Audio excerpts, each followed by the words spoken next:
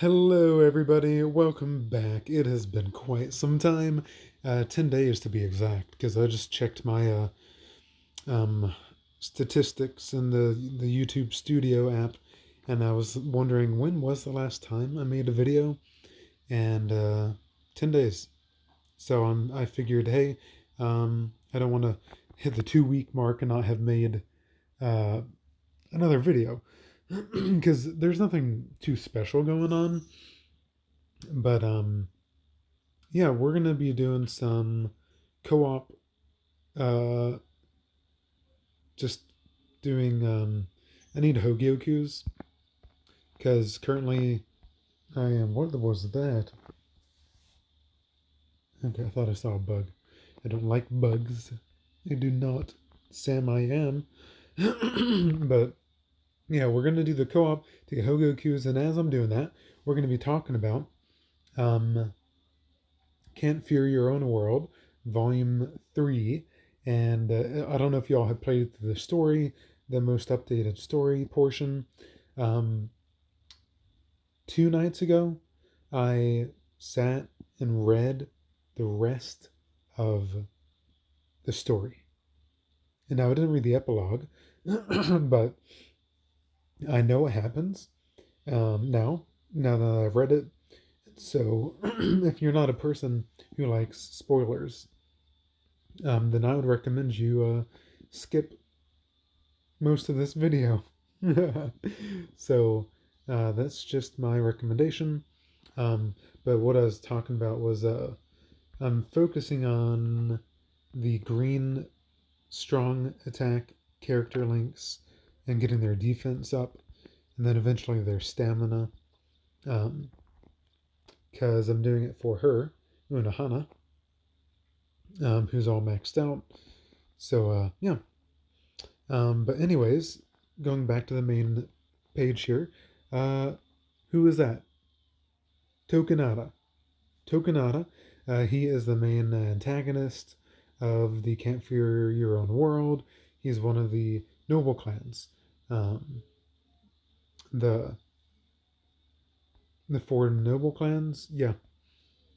And gosh darn it, the filters are really messing with me right now. I had it a certain way, but yeah, there's Tokunada. Then there's the Kuchiki clan, Byakuya, the Kuchiki. Then there's the Shiba. Shiba's a royal one. Then there's the Shihoin. Shihoin? Shihoin. Shihoin? Shihon Yorolichi's group. So yeah, the Kuchiki, Shihon, Shiba, uh, Suna Yashiro, Tokunada's last name, Suna Yashiro, and I forgot who the fifth one was.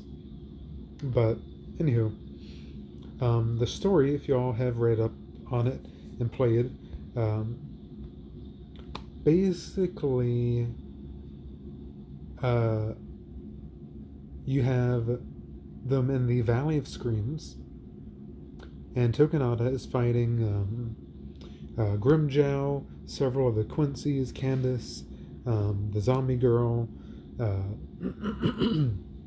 Bambietta, Nalil, Hollybell, Shunsui,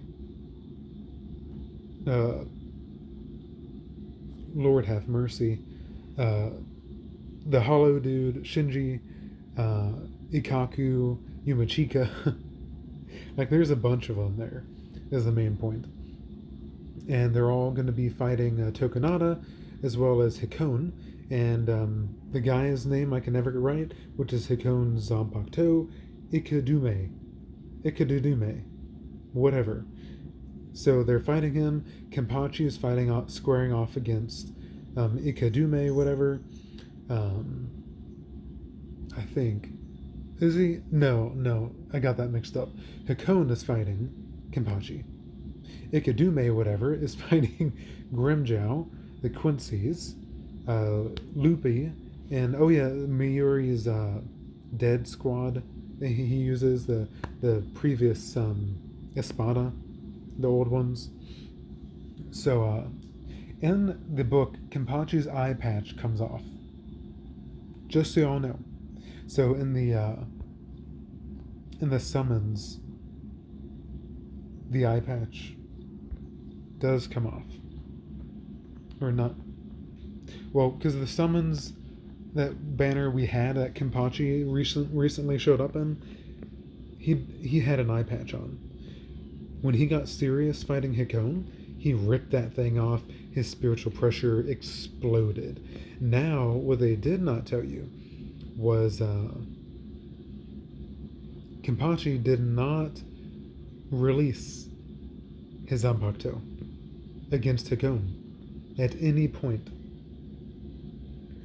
in the battle. I'll let that sink in for a little bit, because in the summons he's shown with the Shikai, right? So I don't know if he.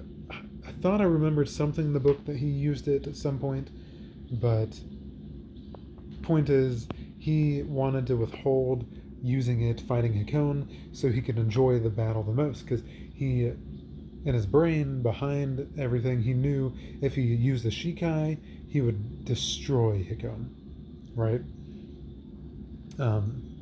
But the story behind it all is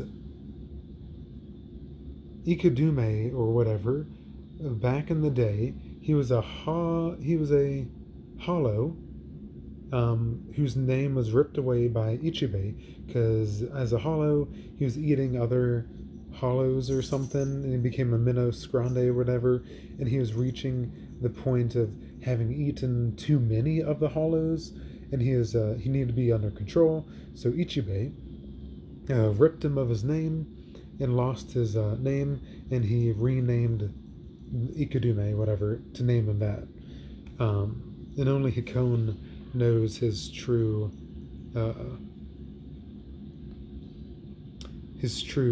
name.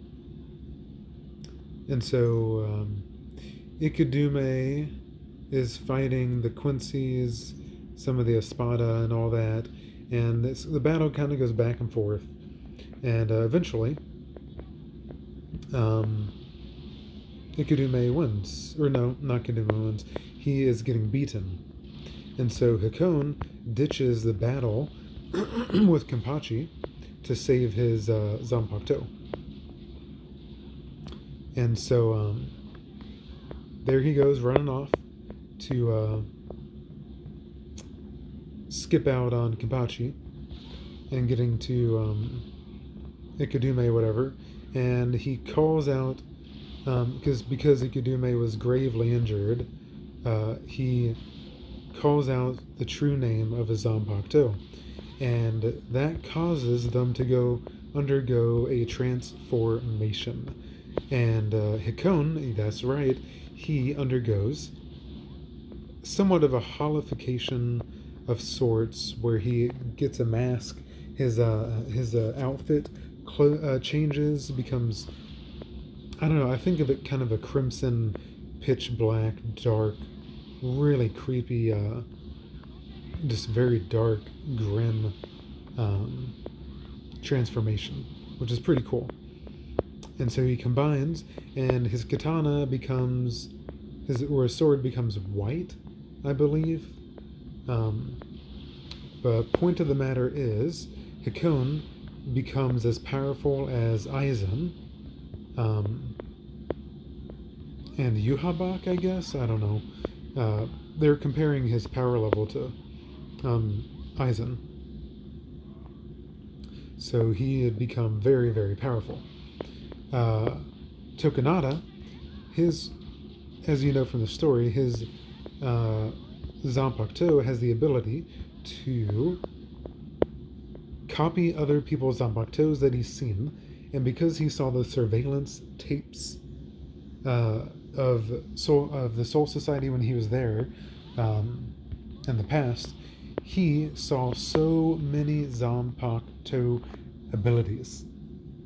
And so he can use Byakuya's, he can use Yumachika's draining ability. Like, holy cow, he is extremely powerful. And with all that power, there has to be a downside to it, right? There is. But the main goal of Tokonata is to just enjoy, have pleasure in the chaos of ensuing the world into chaos and throwing out a balance and just enjoying the destruction of the living world and everything collapsing. So, in short, Tokonata is absolutely insane. He is. And so he is fighting Shunsui,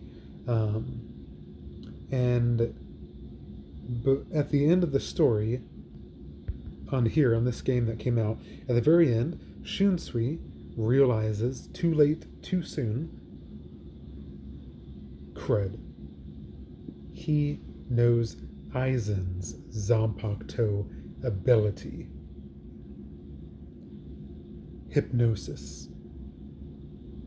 And before he could realize it, everybody had fallen victim to Kyoko. Gosh darn, I don't know Aizen Zanpakuto's name, but basically everyone there had fallen under its hypnosis.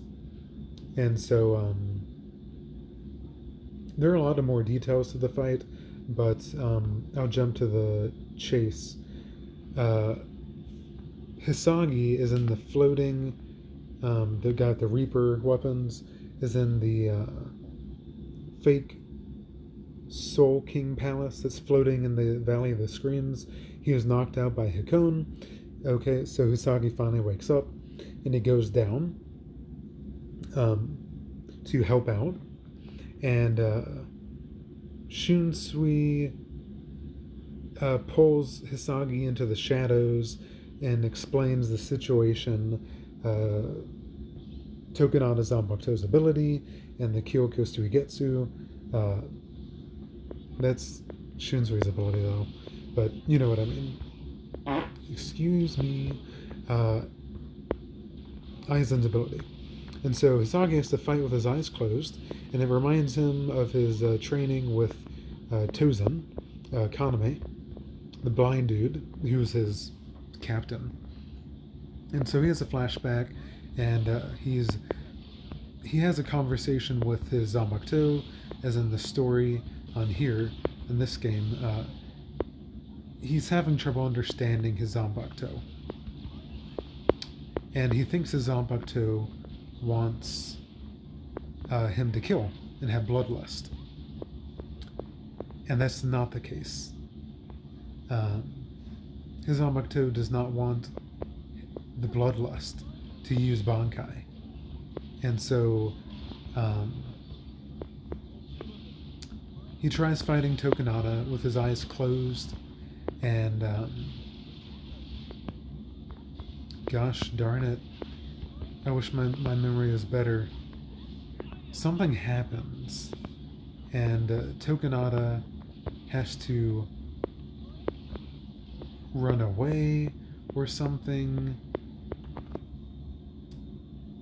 Tokonata goes to the Soul King's palace, floating in the air, and calls Hakone to his side to help kill Aura, the girl, the Fullbring, the woman with the Fullbring.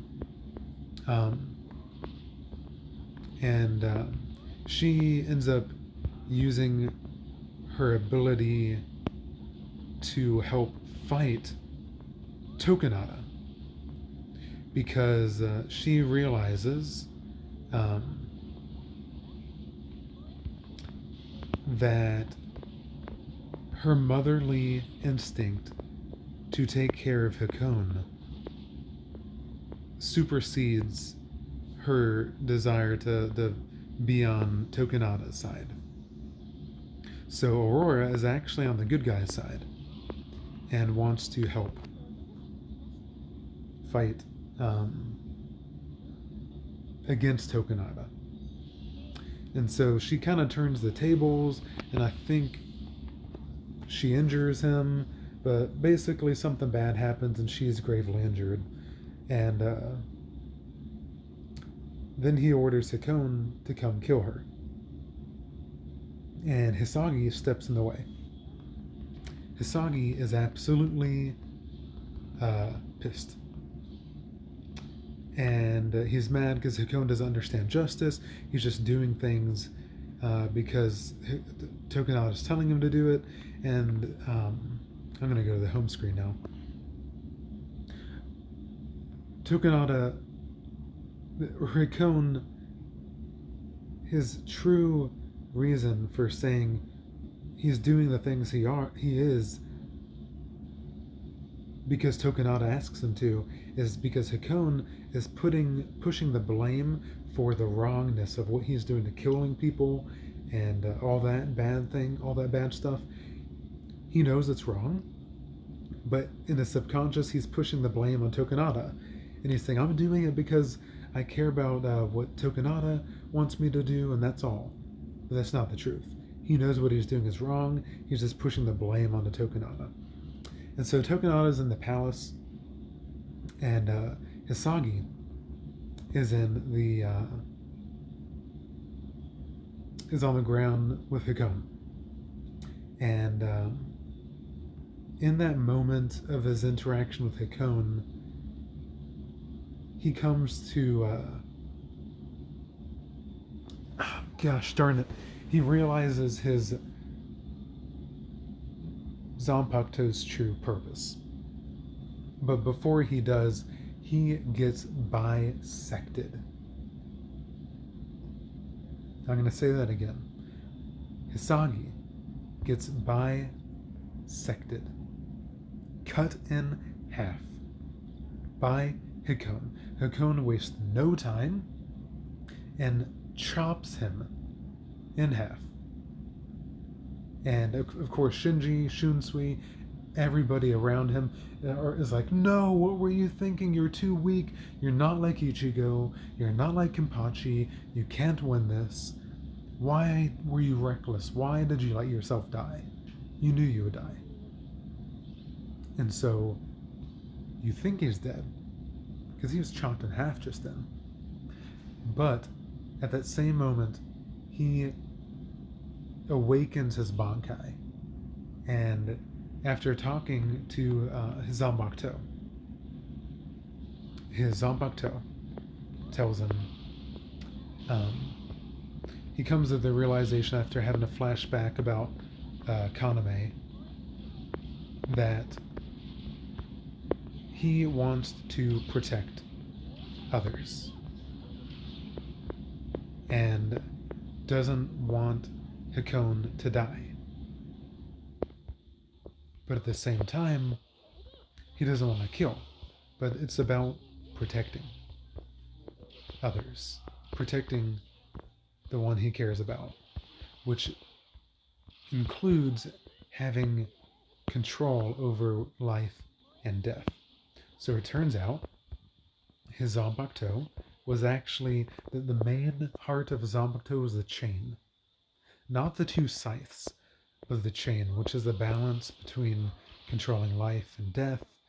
And so he comes to accept life and death and realizing it's not about bloodlust, but it's about having the will to protect others. And so he goes into Bankai, for which Caleb's going to come out with a version of him, of course, for us to play as.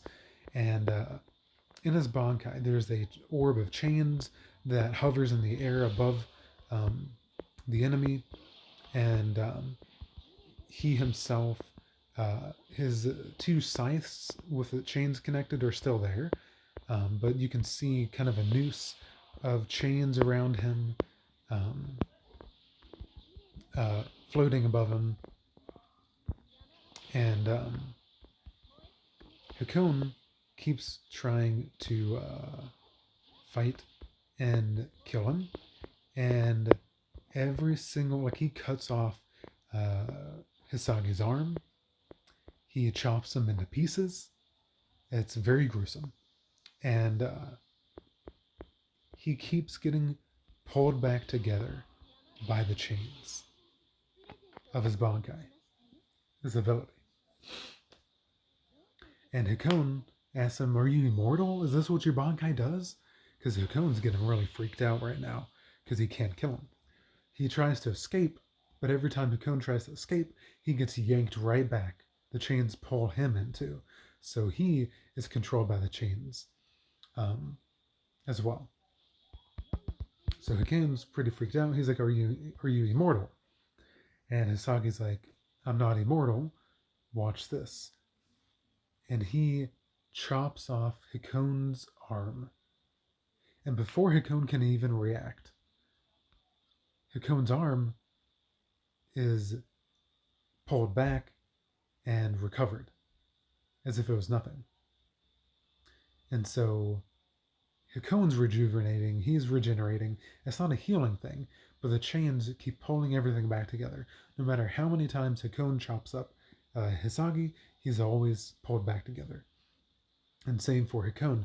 If Hisagi wanted to keep chopping him, the same thing would happen to him.